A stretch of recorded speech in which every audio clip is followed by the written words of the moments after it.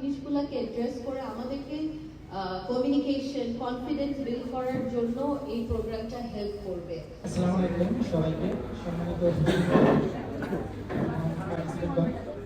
সবাইকে আজকে প্রাইমেশি university IPSC department এবং জুনাক্সের সমন্বয় আয়োজিত এই সেমিনারে সবাইকে স্বাগত এবং শুভেচ্ছা জ্ঞাপন করছি।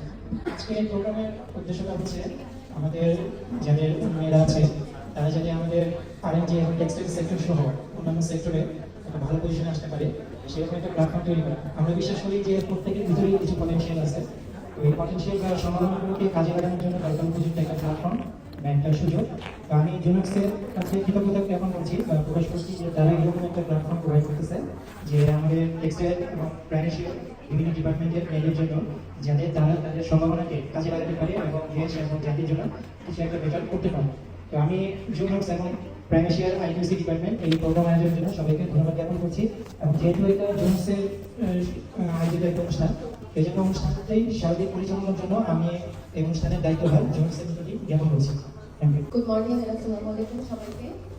আমি সিদ্ধান্ত থেকে বলছি, এই প্রোগ্রামটা আসলে আমাদের একটা কোলাবোরেটেড প্রোগ্রাম। সবাইকে ধন্যবাদ অনেকক্ষণ করার জন্য। আমরা একদম ডিরেক্টলি চলে যাই প্রোগ্রামে। ফার্স্টে আমি ইনভাইট করতে চাই সুইস কন্ট্যাক্ট থেকে টিএম আবুল সালেহ ভাইকে একটু সুইস কন্ট্যাক্টের পক্ষ থেকে কিছু বলার।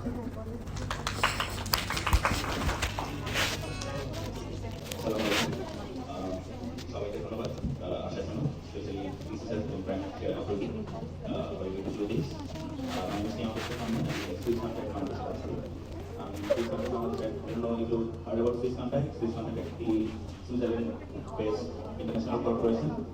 আমরা বিভিন্ন ডেভেলপমেন্ট প্রজেক্ট করে থাকি এবং আমাদের কাজে একটা বড় পোর্টফোলিও সার্ভিস আছে। আমরা ফার্স্ট 17 ইয়ার সার্ভিস সেক্টরে বিভিন্ন প্রজেক্টের থ্রুতে সাপোর্ট দিয়ে আসছি। সুলভ একটা প্রজেক্ট ছিল, স্কুল একটা প্রজেক্ট ছিল, বিভিন্ন ইস্যু নিয়ে আসলে আমরা প্রজেক্টগুলো করে থাকি। এর ভিতরে একটা প্রজেক্ট হল প্রগ্রেস সুইজারল্যান্ডে, যা হচ্ছে আরএনডি সেক্টরকে গ্রিন ট্রানজিশন করছে। তো আমাদের মূল লক্ষ্যটা হলো আরএনডি সেক্টরকে কম্পিটিটিভ এবং রেজিলিয়েন্ট করা। এই প্রজেক্টটা was started in 2022. Initially it was funded by Embassy of Sweden. Later we got a top funding from Embassy of Sweden. পরে গিয়ে আমরা হচ্ছে প্রাইমারের সাথে পার্টনারশিপ করি, প্রাইমার ফান্ডিং।